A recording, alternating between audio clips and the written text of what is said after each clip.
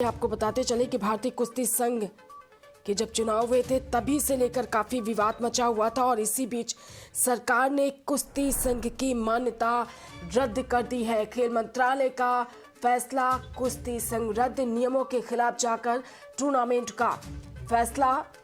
दिल्ली में खेल मंत्रालय ने कुश्ती संघ को रद्द किया।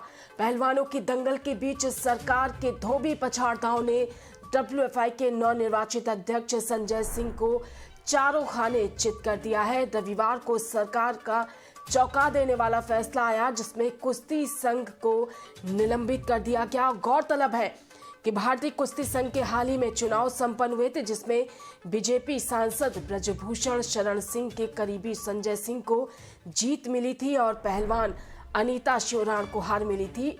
और इसके बाद महिला पहलवान साक्षी मलिक ने कुश्ती से संन्यास लिया था और अब सरकार ने नए कुश्ती संघ को निलंबित कर दिया। खेल मंत्रालय ने कुश्ती संघ को रद्द करते हुए संजय सिंह द्वारा को बता दें कि पहलवानों के दंगल के बीच सरकार के धोबी पछाड़ताओं ने। और इसी खबर पर ज्यादा जानकारी के साथ हमारे एसोसिएट एडिटर उमेश गोस्वामी हमसे जुड़ चुके हैं। उमेश, पहलवानों की दंगल के बीच सरकार के धोबी पछाड़ताओं WFI के नवनिर्वाचित अध्यक्ष संजय सिंह को चारों खाने चित कर दिया है। नेहा, आपको बता दें कि WFI की जो जूनियर है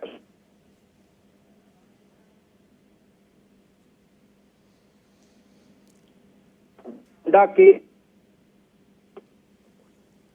तो आपको बताते चले कि WFI पर खेल मंत्रालय का बड़ा एक्शन, संजय सिंह को चारों खाने चित्त कर दिया गया। रविवार को सरकार का चौंका देने वाला फैसला आया जिसमें कुश्ती संघ को निलंबित कर दिया गया। गौरतलब है कि भारतीय कुश्ती संघ के हाल ही में चुनाव संपन्न हुए थे जिसमें बीजेपी सांसद ब्रजभूषण शरण सिंह के करीबी संजय सिंह को जीत मिली थी और पहलवान अनीता शिवराण को हार मिली थी।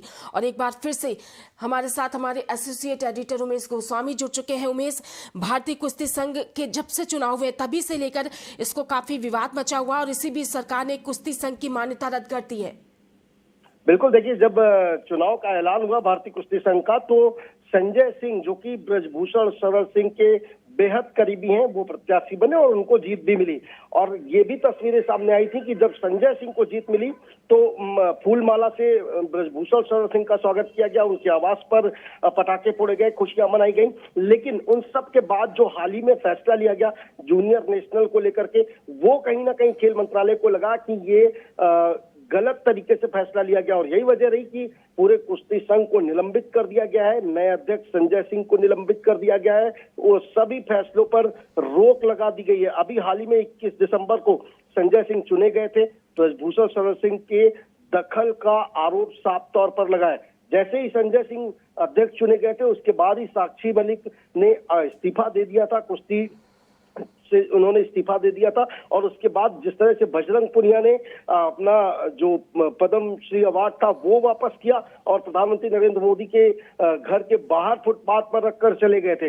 ऐसे में सीधे कह सकते हैं कि साफ तौर पर खेल मंत्रालय बैकफुट पर था, क्योंकि जिस तरह से महिला पहलवानों ने आरोप लगाए थे ब्रजभूषण शरण सिंह पर और संजय सिंह उनके बेहद करीबी थे।